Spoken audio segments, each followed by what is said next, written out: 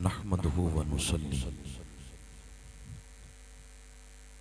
व नुसल्लिमु अला रसूलिहिल करीम। अम्मा बाद फ़ाऊज़ु बिल्लाहि मिनश शैतानिर रजीम। बिस्मिल्लाहिर रहमानिर रहीम।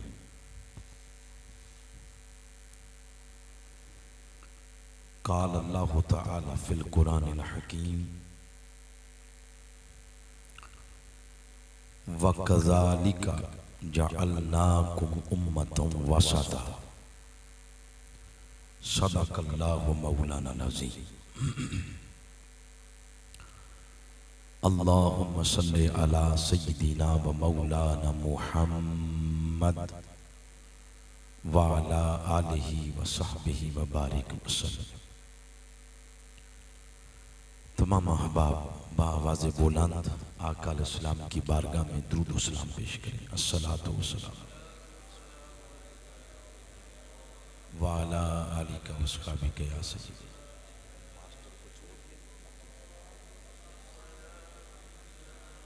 अस्सलातु वस्सलामु अलैका या सय्यदी या रसूल अल्लाह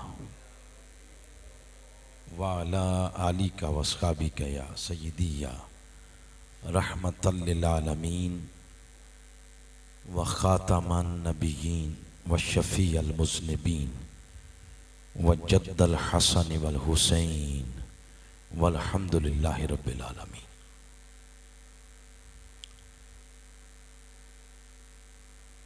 जुमला काबिल इज़्ज़त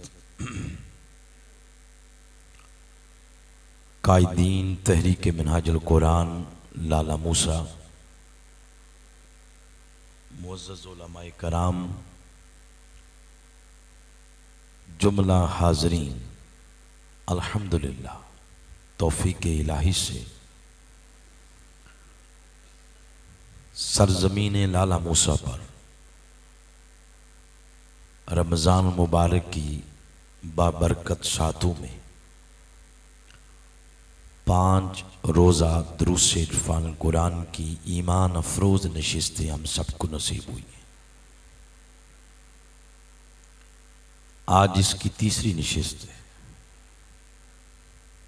मुझसे पेशतर आपने हमारे 2 मुअज़्ज़ज़ उलमाए कराम को समात किया, जिसमें पहला मौजू था उम्महातुल मुमिनीन और आज की ख़वातीन। दूसरा मौजू था रिज़्क़ हलाल और उसकी बरक़ात। आज का जो मौजू है वो बड़ा अहमियत के हामिल है। इसका उन्वान है माशरती रसूम में इफ़रात व तफरीत। बिलख़ुसूस इसमें 3 चीज़ें हम लेंगे। एक है शादी ब्याह, दूसरा है फौतीदगी, जो आम उर्फ़ आम में लफ्ज़ बोला जाता है फौतगी, और तीसरी चीज़ हम लेंगे वरासत। ये तीनों चीज़ें शायद एक नशिस्त में सारी बयान ना हो सके।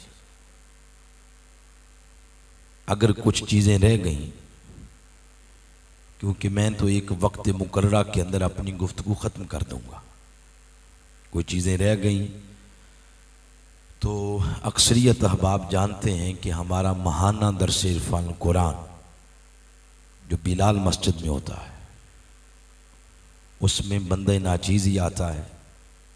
तो जो चीज़ें रह गई हम अगले माह मई में उन चीज़ों को दोबारा ले लेंगे। अपनी गुफ्तगू को मैं बिला ताख़ीर तिलावत करदा आयत करीमा की रोशनी में शुरू कर रहा हूँ। सूरतुल बकरा की आयत नंबर 143 मैंने तिलावत की है, जिसके अल्फाज आप सब अहबाब मेरे साथ रिपीट करें ताकि अल्फाज का नूर भी हमारे दिलों को मिले। व कज़ालिका जअलनाकुम उम्मतम वसता।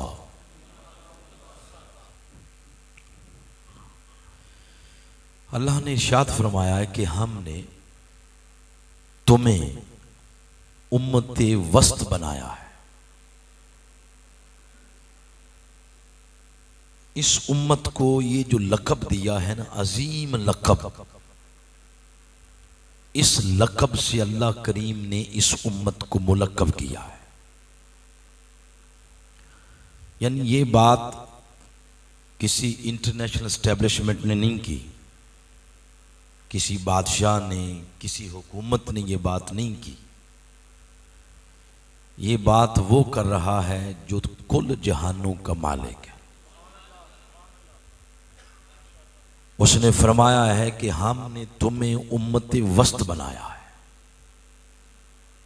वस्त किसे कहते हैं? आम तौर पर जो माना किया जाता है वो दरमियान वाली चीज को वस्त कहते हैं, लेकिन देखा जाए तो हमसे पहले 1.25 लाख उम्मतें गुजर चुकी और हमारे बाद कोई भी उम्मत नहीं है। तो तरतीब के लिहाज से हमारा नंबर कौन सा है? आखिरी। मगर इस आयत करीमा में इरशाद फरमाया उम्मत वस्त, तरतीब आखिरी है। लक़ब जो मिला है उससे ये जाहिर हो रहा है कि शायद हम दरमियान में आए। तो एक तो खुश होने की जरूरत नहीं है, हम दरमियान में नहीं हैं, बल्कि हम पे खात्मा हो जाएगा। हम आखिरी उम्मत है। वस्त जो कहा है इसका एक खास मतलब है। वस्त का माना कुरान हकीम में बयान हुआ है अदल। बोले क्या माना हुआ? अदल, इंसाफ। इस माना की तायीद सूरत सफ की शायद से होती है। फरमाया काल औसतुहुम अलम अकुल्लकुम लौला तुसब्बिहून। ये यमन मुल्क की बात हुई ना, यमन की। 3 भाई हैं, 3 भाइयों में से एक आदिल भाई जो था, फरमाया काल औसतुहुम, वो जो अदल पसंद भाई था वो बाकी 2 से कह रहा कि अब रोने से क्या फायदा, मैं नहीं तुम्हें कहता था तुम अल्लाह की तस्बीह क्यों नहीं करते। तो इस आयत से इस लफ्ज के इस माना की तायीद हो गई कि वस्त का माना है अदल। तो ये उम्मत अदल पसंद है। क्या है? बोले अदल पसंद। इक्का दुक्का अगर नहीं कोई अदल पसंद तो उससे मुसलमा उसूल की नफी नहीं हो जाती। मुसलमा उसूल यही है कि ये उम्मत अदल पसंद है। एक माना वस्त का है बेहतर। क्या माना है? बेहतर। इसकी तायीद भी सूरह आले इमरान की आयत नंबर 110 से होती है। उसमें खुद फरमाया कुंतुम खैर उम्मा, तुम सबसे बेहतरीन उम्मत हो। तो वस्त के इस माना की तायीद इस आयत करीमा से हो गई। तुम सबसे क्या हो? बेहतरीन उम्मत। और बेहतरीन हम इसलिए नहीं है कि हमारी कुछ 4 आंखें। बेहतरीन हम इसलिए नहीं है कि पहलों के 2 हाथ होते थे और हमारे 4 हैं। हमारे भी वही 2 हैं, वही 2 आंखें, वही आज़ा है। इस उम्मत की जो बेहतरीन लफ्ज का जो टाइटल दिया है वो सिर्फ इस वजह से दिया है कि इस उम्मत की निस्बत मुस्तफ़ा की तरफ है। आका की निस्बत की वजह से ये बेहतरीन उम्मत बन गई। इसी तरह लफ्ज वस्त का एक माना है मोतदिल मिजाज। बोले क्या माना है? मोतदिल मिजाज, मुतवाजिन, तवाजुन वाली, इत्तेदाल वाली, म्याना रवी वाली। इस माना की तायीद आका अलैहिस्सलाम की इस फरमान से होती है। हुजूर ने फरमाया खैरुल आमाल, आमाल की जो बेहतरी है वो किस में है? फरमाया सबसे बेहतरीन अमाल वो है औसतोहा, जिनमें एतदाल, तवाजुन और म्याना रवी पाई जाए। सबसे बेहतरीन काम वो है। जमहूर मुफस्सरीन ने वस्त का माना यही लिया है, मोतदिल मिजाज। तो अब जो हमने शुरू में एक माना मैंने बताया था कि इस उम्मत को कहा उम्मत वस्त, इस वजह से नहीं कि ये दरमियान में आई, इस वजह से कहा कि इसके मिजाज में म्याना रवी है, इसके मिजाज में इत्तेदाल है, इसके मिजाज में तवाजुन है। और इत्तेदाल, तवाजुन, इसकी तायीद में एक और बात सुनाना चाहता हूं। आइम्मा लुगत जो हुए हैं उन्होंने भी एक माना किया है अल वस्त का। वो फरमाते हैं अल वस्त फजीलतुन, एक बहुत बड़ी फजीलत है, बैन रजीलतैन, दो नापसंदीदा चीजों के दरमियान एक बहुत बड़ी खूबी का नाम वस्त है। वो जो दो चीजें नापसंदीदा हैं उनमें एक इफरात है, एक तफरीत है। बोले क्या है? एक अफरात नहीं, इफरात। आपकी लुगत भी सही करनी है ना, इफरात और दूसरा तफरीत। इफरात क्या है? इफरात कहते हैं मुजावज़ातु हद्द शरई, शरी हुदूद से बहुत आगे निकल जाना, इसको कहते हैं इफरात। जज्बात में आके आप इतना आगे निकल जाएं कि सारी हदें तोड़ जाएं, उसको कहते हैं इफरात। और बहुत पीछे रह जाएं कि जो मुकर्ररा हद है वो भी पूरी ना हो, उसको कहते हैं तफरीत। इफरात भी नापसंदीदा अमल है और तफरीत भी नापसंदीदा अमल है। इन दोनों के जो चीज दरमियान है उसको कहते हैं मोतदिल, मुतवाजिन, इत्तेदाल, म्याना रवी। और उम्मत की शान ही वस्त के अंदर है। किसके अंदर है? अकायद हूं, अकायद, अकीदा, उसमें भी इत्तेदाल। यानी हमारे 10 खुदा नहीं है, पत्थर को भी खुदा बना लिया, सूरज को भी बना लिया, चांद को भी बना लिया ना, हमारा खुदा एक ही है, वहदहू ला शरीक। और ऐसा भी नहीं कि हम किसी को खुदा मानते ही नहीं, किसी को भी खुदा ना माने, ये तफरीत है। और 10 15 खुदा मान ले, ये क्या है? इफरात है। हमारा खुदा एक ही, वहदहू ला शरीक। तो अकायद में भी इफरात और तफरीत नहीं, इबादात में भी इफरात और तफरीत नहीं, अखलाक में भी इफरात और तफरीत नहीं। जिस तरह ने सब मामलात में इफरात और तफरीत नहीं, इसी तरह हमारे माशरती जिंदगी में भी इफरात और तफरीत नहीं है। ये जो हमारी माशरती जिंदगी है, मुआशरों के अंदर रहना, गांव, कस्बे, देहात, शहर, मुल्कों के अंदर, मुआशरों के अंदर रहना कैसे है, इस रहने के दौरान जो जो हम रस्म रवाज अपनाएंगे उसमें भी इस्लाम कहता है ना इफरात होनी चाहिए, ना क्या होना चाहिए? तफरीत होना चाहिए। उसमें भी बैलेंस है, उसमें भी म्याना रवी है। इस पर मजीद आगे बढ़ते हुए जो अगली बात करना चाहता हूं वो ये कि माशरती जिंदगी, ये उसूल है, एक सुनने वाला है, माशरती जिंदगी में रस्म और रवाज को ना ही हम यकसर नजरअंदाज कर सकते हैं कि कोई नहीं जी रस्म और रवाज ऐसे ही बस होते हैं, तो ना ही तो इनको यकसर नजरअंदाज कर सकते हैं और ना ही रस्म और रवाज के नाम पर दीन की मुकर्रर करदा हुदूद से आगे जा सकते हैं। ये एक उसूल है। रस्म और रवाज को ना ही हम छोड़ सकते हैं और ना ही रस्म और रवाज के नाम पर हम दीन की जो बयान करदा हुदूद हैं उनसे तजावुज कर सकते हैं। इनके दरमियान रहना पड़ेगा।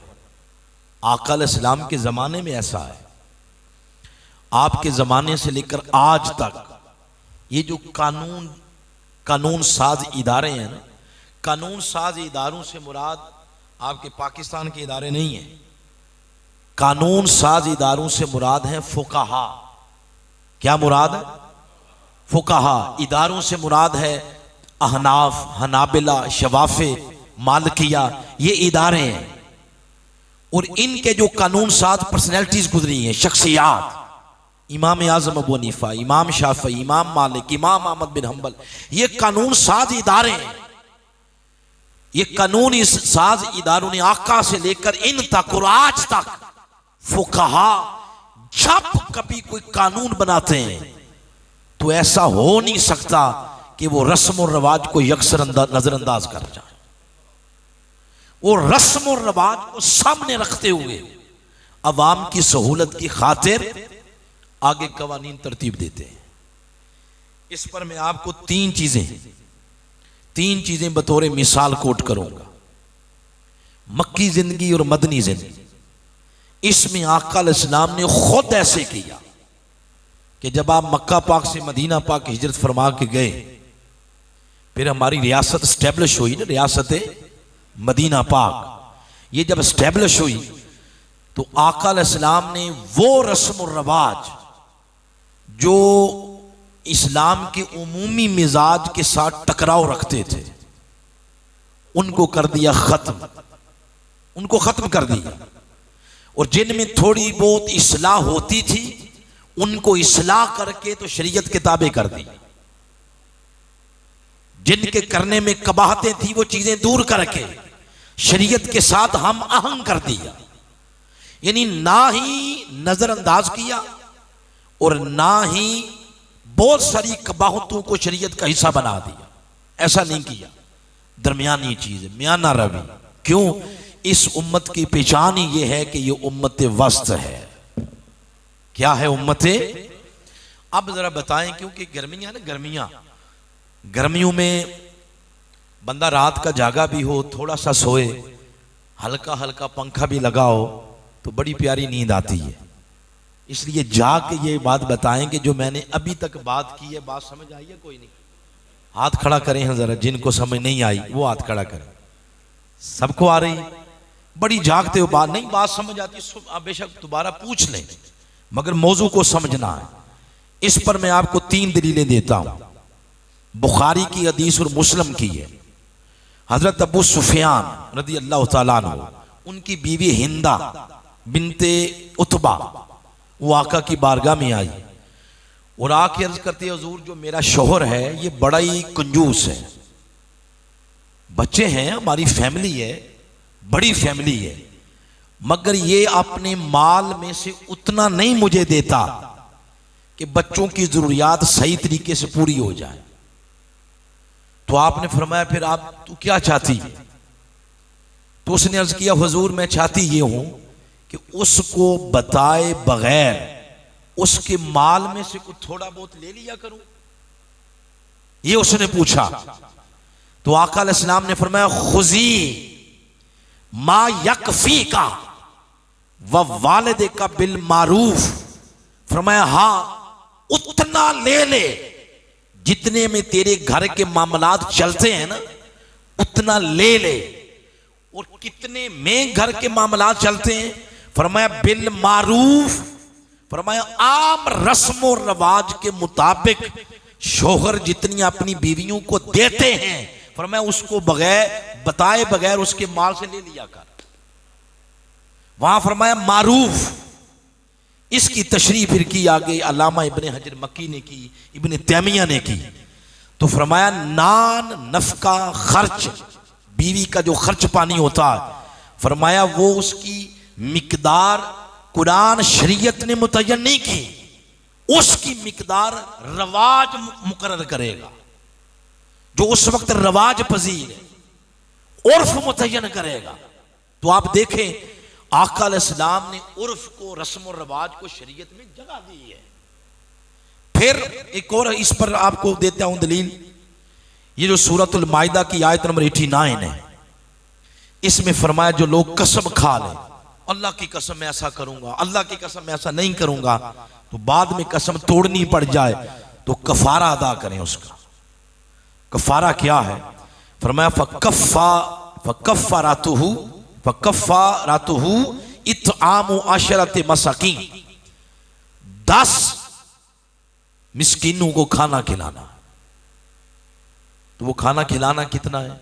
मियाँ जी होटल पे खिलाएं, या इधर से नान टिक्की लेके खिलाएं, या इसको ले जाए हवारी होटल ले जाए। कहाँ? कुरान ने एक लफ्ज इस्तेमाल किया, मिन औसत, फरमाया दरमियाने दर्जे का खाना। क्या? दरमियाना दर्जा भी अगर आप मुतय्यन करना चाहें तो आपके मियाँ जी होटल का दरमियाना दर्जे का कोई और होगा। 5 स्टार होटल में चले जाए तो वो दरमियाना दर्जा शायद 5000 बिल बन जाए। एक रेडी पे खड़े होकर खाएं तो शायद वो 30 रुपए में हो जाए। तो अब वो दरमियाने दर्जा जो है, दरमियाना दर्जा, उसकी मिकदार क्या है? उस पर फुकहा ने लिखा कि इसकी कैफियत और कमियत मुतलक है, उसकी मिकदार इलाके के रवाज पे छोड़ दी जाएगी।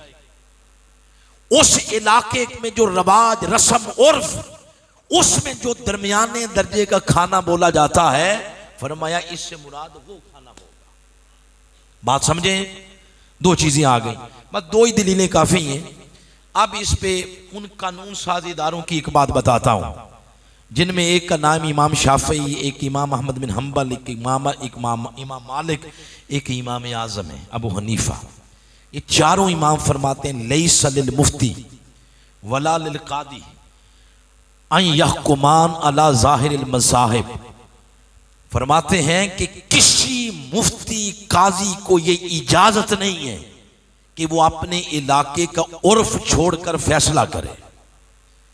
जब भी कोई काजी मुफ्ती फैसला करेगा, फतवा देगा, उस फतवे में जहां वो कुरान को देख रहा है, हदीस को देख रहा है, फुकहा के 1400 साल के तसलसल को देख रहा है, फरमाया वहां इलाके की नेचर को भी देखा जाएगा, इलाके के रवाज को भी देखा जाएगा, इलाके के उर्फ को भी देखा जाएगा।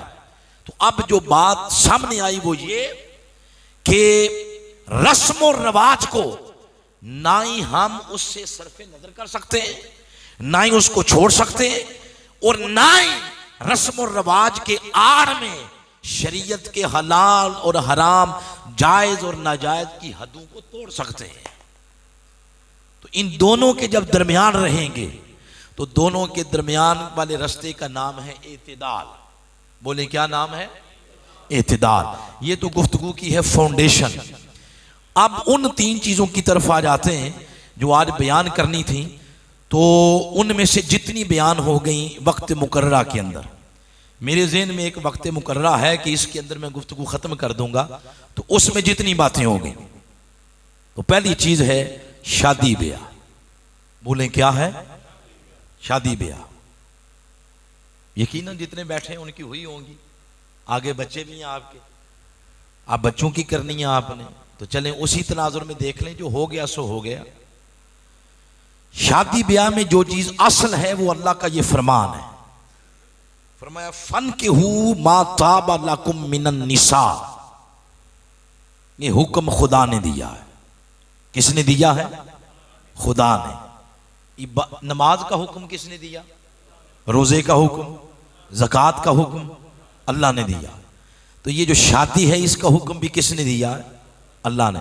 जब उसने नमाज का हुक्म दिया ना आपको, तो आप तकबीर तहरीमा से नमाज में दाखिल हो गए। जब तक आप सलाम नहीं फेरते आप इबादत के अंदर है। किसके अंदर है? फिर इबादत के अंदर हुल्लड़बाजी की इजाजत नहीं होती। यही बात है। जब उसने फरमाया फन की हु, उसने हुक्म दे दिया, शादी शुरू हो गई। बारात से, यहां से शादी शुरू हो गई, और ये कहां तक जाएगी? या तो आपके मरने तक जाएगी, तो या आपके तलाक तक जाएगी। तो तलाक वाली तो बात चले हम लेते ही नहीं ना, हम ले लेते हैं कि हमारे मरने तक, तो मरने तक आप इस शादी की इबादत के अंदर हैं, शादी की इबादत के अंदर है। ये इबादत है। जब खुदा का हुक्म आ गया तो खुदा के हुक्म के नाते से निकाह हुल्लड़बाजी नहीं है, निकाह फिर इबादत हो गई।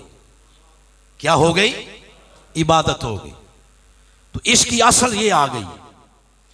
और इसलिए फिर अल्लाह करीम ने सूरह रात की आयत नंबर 38 में फरमाया ये कोई नई बात नहीं है, सिर्फ तुम्हें नहीं हुक्म दिया। फरमाया वलक़द अरसलनाका रुसुलन मिन क़ब्लिक वजअलना लहुम अज़वाजा। फरमाया जितने नबी रसूल आए सब मेरे इस हुक्म की पैरवी करते रहे, सब ने शादियां की, सबके निकाह हुए, सबकी बीवियां हुई और सबके बच्चे हुए, जितने भी तुमसे पहले नबी और रसूल आए। और फिर आका अलैहिस्सलाम ने फिर जब इसको अपनी तरफ मंसूब किया तो ये सुन्नत अजीम सुन्नत बन गई। फरमाया निकाह मिन सुन्नती, निकाह मुझ मोहम्मद की सुन्नत है। मन रागिबा अन सुन्नती, जिसने मेरी सुन्नत से एराज किया फलैसा मिन्नी, फरमाया उसका मेरे साथ ताल्लुक कोई नहीं। फिर हजरत अनस बिन मालिक फरमाते हैं आका अलैहिस्सलाम ने फरमाया मन तज़व्वज, जिसने निकाह किया फ़क़द इस्तकमल निस्फ़ल ईमान, उसने अपने निस्फ ईमान को मुकम्मल कर लिया, आधा ईमान बचा लिया।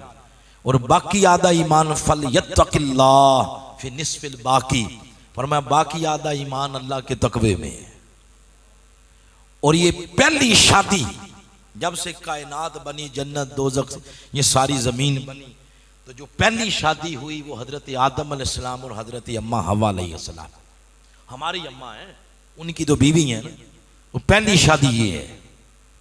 और ये शादी यहां जमीन पे हुई या कहीं और हुई? बोले ना, जन्नत में हुई, आसमान पे नहीं हुई, जन्नत में हुई है। ये जन्नत में हुई है। तो हुई कब, उसका थोड़ा सा बैकग्राउंड मिलता है, तफसीर में मिलता, हदीस में। जब अल्लाह पाक ने आदम को बनाया, जन्नत में सुकून दी, तो परेशान रहते थे। जब अल्लाह ने देखा नहीं ये परेशान रहते हैं, तो फरिश्तों को भेजा, फरमाया जाओ जमीन से मट्टी लेके आओ। आदम को बनाया, फिर आदम को सुकूनत दी। जब सुकूनत दी जन्नत में तो परेशान रहते, फरमाया अब इसकी परेशानी दूर करने लगा हूं। आदम की बाईं पसली से हजरत अम्मा हवा को निकाला, हजरत हवा अलैहिस्सलाम, उनको उनकी बीवी बना दिया। वो मां भी बना सकता था, वो बेटी भी बना सकता था, वो बहन भी बना सकता था, मगर उसने क्या बनाया? बोले ना, बीवी बनाया। अरे जो रिश्ता जन्नत में इतना जरूरी है, इस रिश्ते की इतनी अहमियत कि जो जन्नत में भी जरूरी था, तो अंदाजा लगाएं वो रिश्ता जमीन पे कितना जरूरी है। अगर ये जन्नत में इतना जरूरी था तो इसकी आफादियत इसकी जमीन पर कितनी जरूरत है। तो ये जन्नती रिश्ता है, ये जन्नत से आया है। बाकी सारे रिश्ते वो जमीन पे बने हैं। मां बाप का रिश्ता जमीन पे, बेटी का रिश्ता जमीन पे, बहू का रिश्ता जमीन पे, बहन का रिश्ता जमीन पे, सारे रिश्ते वो जमीन पे बने हैं। जन्नत में एक रिश्ता बना है, उस रिश्ते का क्या नाम है? मियां बीवी का रिश्ता। लिहाजा यही वजह, ये जन्नत से आया और जन्नत में जाएगा। सूरह ज़ुख़्रफ़ पढ़ें कभी, आयत नंबर 67, 68, 69 और 70 इशार आए थे। उसमें फरमाया जन्नत में दाखिल होने से पहले पहले ही जमीनी रिश्ते सारे तोड़ दिए जाएंगे। अला खिल्लाउ यौमइज़िन बादुम लिबादिन उदुव, सब रिश्ते टूट जाएंगे सवाए मुत्तकीन के। आगे फिर काफी सारी बातें करके आयत नंबर 70 में फरमाया, मैं फिर अपने बंदों से फरमाऊंगा उदखुलुल जन्नह अंतुम, ये जन्नतों के दरवाजे मैंने खोल दिए तुम्हारे लिए, इसमें दाखिल हो जाओ। वह अज़वाजुकुम, और फरमाया तुम सब भी जन्नत चले जाओ और अपनी बीवियों को भी जन्नत में ले जाओ। ये जन्नत से आया है और जन्नत ही जाएगा। यही वजह, इस जन्नती रिश्ते में जो बंदा दरार डालने की कोशिश करता है, फरमाया शिर्क के बाद कबीरा गुनाहों में से एक गुनाह बगैर कसूर के तलाक देना, बगैर कसूर के तलाक देना।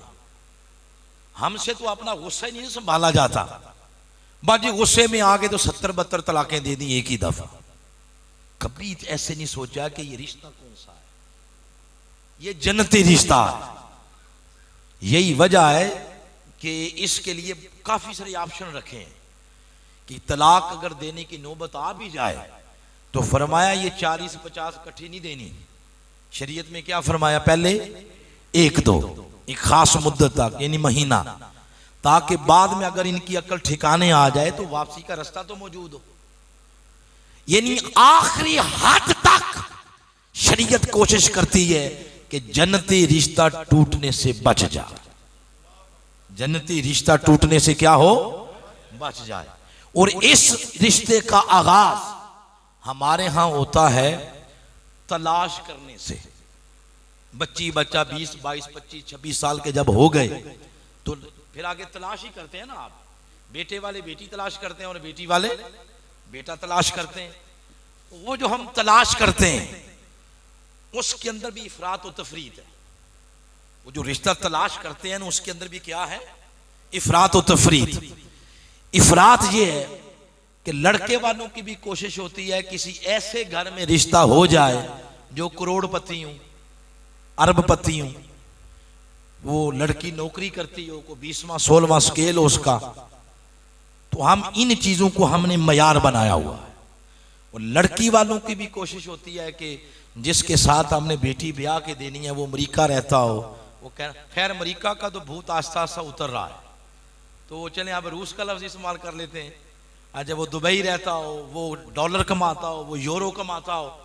तो हमारे यहां ये क्राइटेरिया बना रखा है। एक क्राइटेरिया शरीयत ने भी दिया है। किसने दिया है? शरीयत ने भी। शरीयत ने भी इन चीजों की नफी नहीं की, माल की नफी नहीं की, खूबसूरती की नफी नहीं की, बिरादरियों की भी नफी नहीं की, मगर इसने उनको लिया भी है और दरमियानी रास्ता भी दिया। क्या? आका अलैहिस्सलाम ने फरमाया तुनकाहुल मरअतु लिअरबा। जब रिश्ता तलाश करते हो तो फरमाया रिश्ता तलाश करने में 4 चीजें देखनी चाहिए। ले मालेहा वाले हस्बेहा वाले जमालेहा वाले दीनेहा। माल तो आप समझते हैं ना, माल किसे कहते हैं? हस्ब कहते हैं, हस्ब और नस्ब बरादरी ले लें इसमें। जमाल कहते हैं खूबसूरती, आगे दीन आ गया। ये 4 चीजें आका ने फरमा के फरमाया फाज़फर बिज़ात दीन।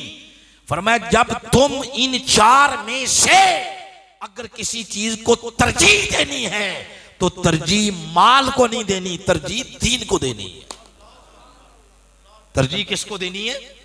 यानी उन चीजों को ले भी लिया, नफी भी नहीं की, और अगले के ज़हन में यह भी डाल दिया कि जब रिश्ता तलाश करना है तो रिश्ता तलाश करने में तरजीह माल को नहीं देनी, तरजीह बरादरी को नहीं देनी। तरजीह क्या हुआ अगर माल दौलत थोड़ा कम भी हो गया, बरादरी को चेंज भी हो गई, हुस्न कम भी हो गया, तो फरमाया फाज़फर बिज़ात दीन। सबसे बड़ा माल दीन है, सबसे बड़ी बरादरी दीन है, और सबसे बड़ा जमाल और खूबसूरती भी दीन है। इसको तरजीह देनी है। यानी इफरात से भी निकाला, तफरीद से भी एक दरमियानी रास्ता दिया। उसके बाद जो एक और चीज हमने डिस्कस करनी है वो ये कि ये जो निकाह है, निकाह उसके बाद रिश्ते के बाद निकाह ही होता है ना। बोले क्या होता है? और काफी सारी चीजें हैं मगर मेजर मैं चीजें ले रहा हूं। निकाह जो है इसको शरीयत ने बहुत आसान बनाया।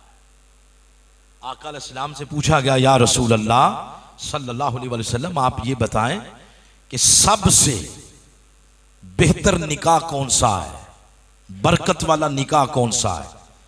तो हुजूर इस्लाम ने फरमाया सबसे बरकत वाला निकाह वो है आज़मुन निकाह, इन्ना आज़मन निकाह बरकतन ऐसरहु मुअनतन। फरमाया सबसे बरकत वाला निकाह वो है जिसके अखराजात कम से कम हो, जिसके अखराजात, जिनका ये ईमान है कि ये जो बात मैंने बताई है ये पाकिस्तानी गवर्नमेंट ने बताई है, वो बेशक ना बोलें, और जिनका ये ईमान है कि ये हमारे आका ने बताई है वो जरा बोलें। सबसे बरकत वाला निकाह कौन है? जिसके अखराजात, फिर बोलें, जिसके अखराजात कम से कम। ये बोलना एक अज़म भी होता है, एक इरादा भी होता है। ये भी दुआ करें कि अल्लाह इस अज़म पर पूरा उतरने की हमें तौफीक भी दे और शऊर भी दे। सबसे बरकत वाला वो निकाह है। शरीयत ने निकाह आसान बनाया है। ये जो इंसान के अंदर देखे ना, हमारा ये सारा मजमा खवातीन ना मर्दों का है, तो लिहाजा मैं भी मर्द हूं, तो बात करने में कोई हिचकिचाहट नहीं है। वो ये कि इंसान के अंदर एक किट फिट की हुई है अल्लाह ने, वो है जिनसी जज्बात की तस्कीन की किट। जिनसी जज्बात है इंसान के साथ, उसको पूरा करना है। दो तरीकों से होते हैं, एक होते हैं जना से, एक होते हैं निकाह से। जना से भी हो जाता है और निकाह से भी हो जाता है। शरीयत ने क्या किया है, इनमें से एक पर बैन लगा दिया। निकाह पे लगाया या जना पे? बोले जना पे।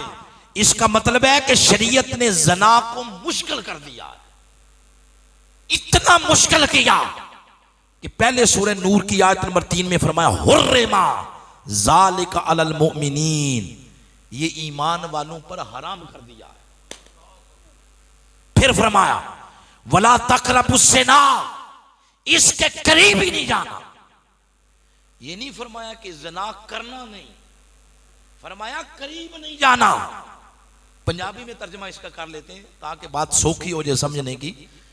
जिस पिंड नहीं जाना, बोले ना, जेड़े पिंड नहीं जाना उदा राह क्यों पूछा बंदा। ये फरमाया वला तक़रबुस्सिना, जो रास्ता इस ज़ना की तरफ लेके जाता है, फरमाया वो रास्ते भी तुम पर हराम है। आजकल ये भी रास्ता लेके जाता है इसकी तरफ। बस जवान समझ गए होंगे, ज्यादा अब डीपली जाने की जरूरत नहीं है। बुरी मजलिसें, चरस, शराब, ये चौक थड़े, बिलियर के फटे, गंदी बातें करना, हर वक्त एक हिवानियत के ख्याल में रहना, एक हाज़म, एक नशे में रहना, ये सारी चीजें ज़ना की तरफ जाने वाले रास्ते हैं। ये नहीं फरमाया ज़ना करना नहीं, फरमाया ज़ना के करीब नहीं जाना। हर वो बात, हर वो ख्याल, हर वो तसव्वुर या हर वो वेबसाइट, हर वो चीज जो ज़िना का रास्ता हमवार करती है, फरमाया हुर्रिमा ज़ालिका अलल मुमिनीन, वो मोमिनों पर हराम कर दी गई है। बात समझे? फिर फरमाया इसके करीब नहीं जाना। इन्नहु कान फाहिशतन, ये बेहयाई है, वसाअ सबीला, और बुरा रास्ता है। ज़ना को अल्लाह मुश्किल कर रहा है। और फिर क्या किया, फरमाया अगर कोई इसमें मुलव्वस हो गया, अज़ानिया तो वज़ानी फजलिदू कुल्ला वाहिद मिनहुमा मिअत जल्दा, फरमाया कि शादीशुदा है तो उनको, और हज के साथ उसने खुद लफ्ज लगा दिया, फरमाया हज उस पर फर्ज है जो हज की इस्तिताअत रखता है। यानी मुश्किल इबादत को अलग करके बयान किया। जो आसान आसान थी उसमें फरमाया ये अमीर पर भी फर्ज है, गरीब पर भी फर्ज है। उसी तनाजुर में जाके निकाह की भी बात की, फरमाया निकाह भी इतना आसान है कि ये अमीर भी कर सकता है और गरीब भी कर सकता है। आसान है निकाह, बहुत आसान है, हमने मुश्किल बना दिया है। फिर हमारे यहाँ आखिरी बात है एक दो, इस पे अब मैं गुफ्तगू खत्म करने लगा हूँ। हमारे यहाँ एक चीज पाई जाती है उस मौका पर जिसको हम बारात कहते हैं। बोले क्या कहते हैं? बारात। बारात से पहले एक चीज होती है तेल मेहंदी। आपके यहां भी यही लफ्ज बोला जाता है, तेल मेहंदी। तेल मेहंदी के नाम पे बेहयाई, बेशर्मी और यानी और फहाशी के ऐसा सैलाब उमड़ के आता है कि कम अज कम मेरी जुबान तो वो इजाजत नहीं देती बयान करने की, कान इजाजत नहीं देते सुनने के। और बागैरत, बे वाला लफ्ज नहीं है, बा वाला है। और बागैरत वो तो अपनी आंखों से तक भी नहीं सकता। बच्चियां हैं, बच्चे हैं, डांस करते हैं इंडिया के गानों पे, बल्कि ऐसे ऐसे हुक्मरान पाकिस्तान में मौजूद हैं जो हुक्मरान तो थे इस्लामी जमहूरिया के, मगर शादियों पे सारा अडॉप्ट जो किया है कल्चर वो हिंदू का किया है, इंडिया का किया। ये है हमारा कल्चर। एक तूफान बदतमीज हमने घर दाखिल कर लिया है तेल मेहंदी के नाम पे।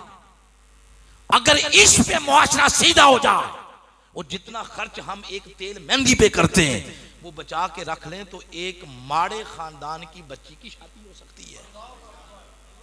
ये हमने किया हुआ है। घर में हमने दीन को दाखिल ही नहीं होने दिया।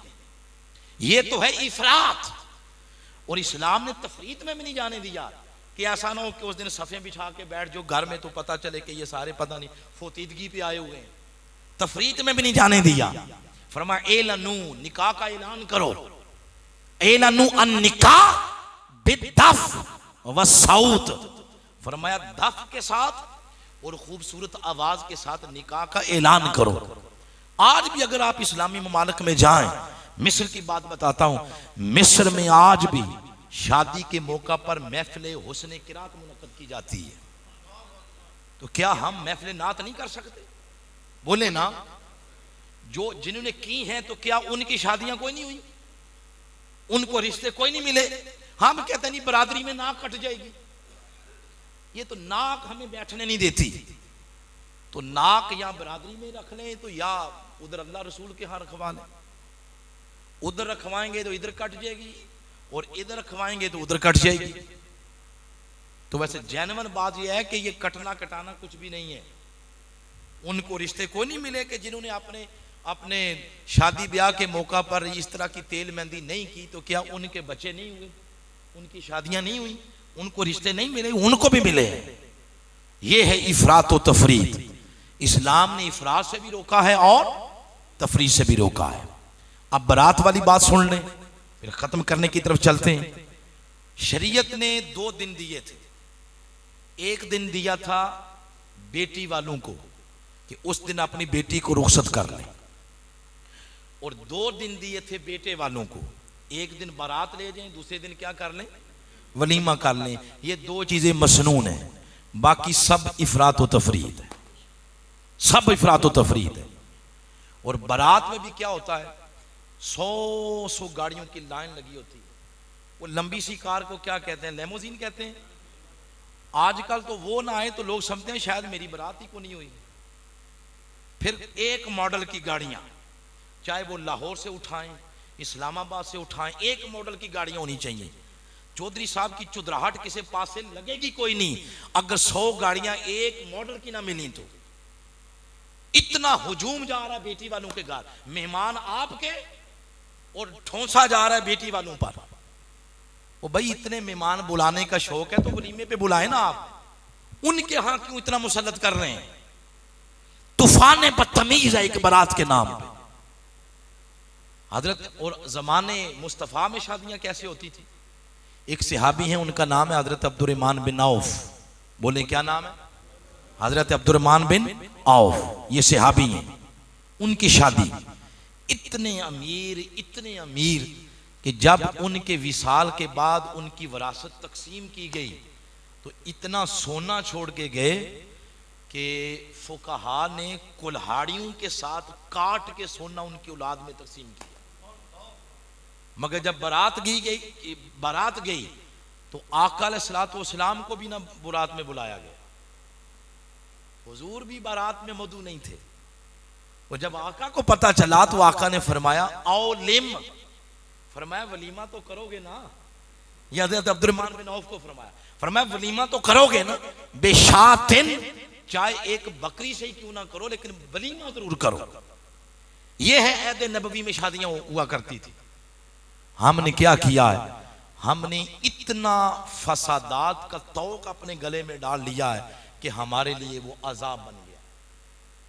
तो आप अगली बात बताएं। अब यहाँ पे बस मैं गुफ्तगू रोक रहा हूँ, 6 हो गए हैं, इतनी बात काफ़ी है।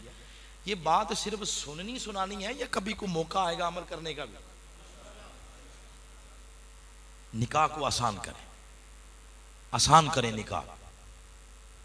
एक से हमारे यहाँ एक और चीज़ पाई जाती है, किसी बच्ची की बेचारी की तलाक होगी, दोबारा कोई शादी को नहीं करता उससे। या किसी का शोहर मर गया तो कहते हैं ये मनूस है, ये आई थी, तो सास साहबा कहते हैं ये आई थी तो इसने मेरा बेटा लिया है, ये है ही मनूस। ऐद नबवी में क्या होता था? ऐद नबवी में ये था कि एक औरत का नाम है आतिका बिनते ज़ैद, उनकी शादी हुई हजरत सैयदना सिद्दीक़ अकबर के बेटे अब्दुल्ला के साथ, वो ताइफ की जंग में शहीद हो गए। उनकी दूसरी शादी हुई हजरत ज़ैद बिन खत्ताब के साथ, वो भी शहीद हो गए। साथ ही उनकी तीसरी शादी हो गई हजरत जुबैर बिन अवाम के साथ, वो भी शहीद हो गए। उनकी चौथी शादी हुई, उनकी चौथी शादी सैयदना फारूक आजम से हुई, आप ही शहीद हो गए। उसके बाद उनकी पांचवी शादी जाके मदीना पाक में हजरत सैयद कायनात फातिमा ज़हरा अलैहिस्सलाम के बड़े साहबजादे हजरत इमाम हसन अलैहिस्सलाम से हुई। उस जमाने में उनको तो किसी ने ताना नहीं दिया, ये ताने देने वाला हमारा मुआशरा है, लिहाजा हमने ताने दे दे के इस शादी की आसान रस्म को क्या कर दिया है, मुश्किल बना दिया। आए, शादियां मुश्किल नहीं है, निकाह मुश्किल नहीं, हमारे रवैये मुश्किल है। हमारे रवैये या इफरात का शिकार हैं या तफरीद का शिकार। आपने आज इस प्लेटफॉर्म से ये बात सुनी है, तहरीक मिनहाजुल कुरान, इसका तुर्रे इम्तियाज ही ये है कि ये उम्मत वस्त के मनसब पे रह के तबलीग कर रही है पूरी दुनिया में।